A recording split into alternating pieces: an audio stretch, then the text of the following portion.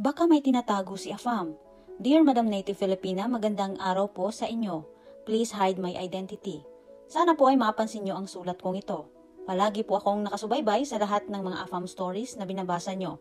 Kaya naman naengganyo po akong sumulat na din. Isa po pala akong OFW dito sa bansang Malaysia. Mag 34 years old na po ako this coming December. Biyuda na po ako at may isang anak. May Afam po akong French and he is turning 43 years old this September. Almost 6 months na po kami. Consistent naman po ang communication namin at pinapadalhan din niya ako ng pera. Although hindi kalakihan pero okay lang. At least kusa niyang ibinigay at hindi ko hiningi mula sa kanya. Alam kasi niya na malaki ang utang ko sa aking amo. Dahil nagkasakit ang papa ko at naoperahan. Kaya naman naiintindihan niya kung ano yung sitwasyon ko ngayon. Alam na po pala ng pamilya ko ang tungkol sa aming relasyon. At plano ni Afam na magpunta ng Pilipinas para makipagkita sa akin pati na ang aking mga pamilya this coming March 2025. Ngayon, ang gumugulo po sa isipan ko ay hindi sila close ng kanyang pamilya. At sa tuwing tinatanong ko siya about sa family, ay palagi niyang sinasabi na i-explain na lang daw niya kapag magkita na kami. Hindi po kasi siya fluent mag-English at gumagamit lang din siya minsan ng translator. Sabi niya, hindi maayos ang pamilya niya kasi lumaki siya sa stepfather niya. Hindi niya daw kilala ang papa niya kasi wala daw sinasabi ang mama niya tungkol sa papa niya. Ang tanong ko po, madam, normal lang ba sa mga foreigner na hindi close sa pamilya nila? Family-oriented po kasi ako, kaya gusto kong malaman ang family background niya. Kasi siya alam na po ang buong background ng family ko. At isa pa, madam, hindi niya po ako pinakilala sa mga friends at family niya. Ang reason niya po, mamaya na daw. Papakilala niya din daw ako kapag magkita na kami. Ang tanong ko, seryoso po kaya siya? Or baka may tinatago siya? Sana mabigyan niyo po ako ng advice at sa mga followers niyo. Maraming salamat po at sana mapansin ang kwento ko. Hello Madam Letter Sender, thank you for sharing and well, diretsahin na kita. Yes, talagang normal lang sa kanila ang hindi family-oriented. Hindi ka pa ba na-aware dyan, madam? Sa totoo lang, parang lahat na alam na hindi family-oriented ang karamihan sa kanila, no? Sa totoo lang din, madam, itong pamilya ng asawa ko hindi rin close sa isa't isa. In fact, hindi nga rin ako nagustuhan ng pamilya niya, but who cares? Wala akong pake. Kung ayaw nila sa akin, ayaw ko din sa kanila.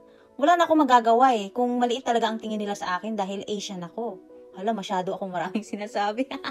Na-carried away lang, sorry, nasingit ko patuloy. Anyway, letter sender, please respect his decision. Hindi naman porket alam na niya ang buong background ng iyong pamilya, mag-i-expect ka ng same din ang gagawin niya. Remember, Filipino tayo.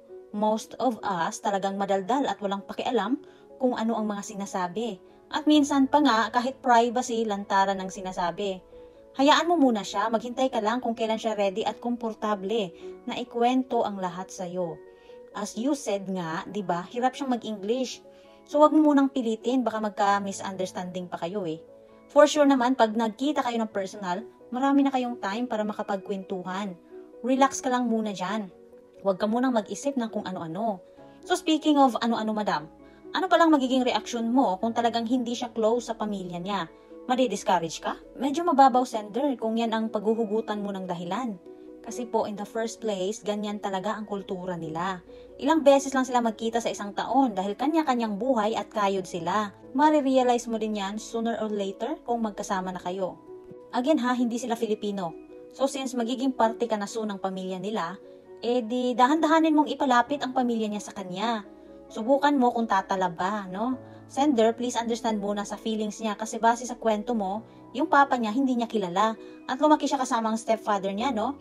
So, hindi naman natin alam ang buong kwento ng buhay niya talaga. Malay mo naman, di ba? Minaltrato siya. Kaya feel ko na may something sa pamilya niya at yun ang iyong aalamin pagdating ng tamang panahon.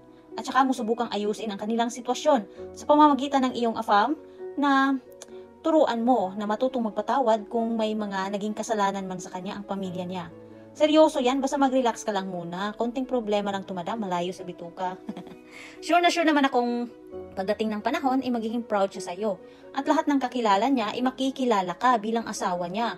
Think positive at siguraduhin hanggat maaari, ipanatilihin yung masaya ang long-distance relationship na nasimulan yung dalawa. Good luck, madam.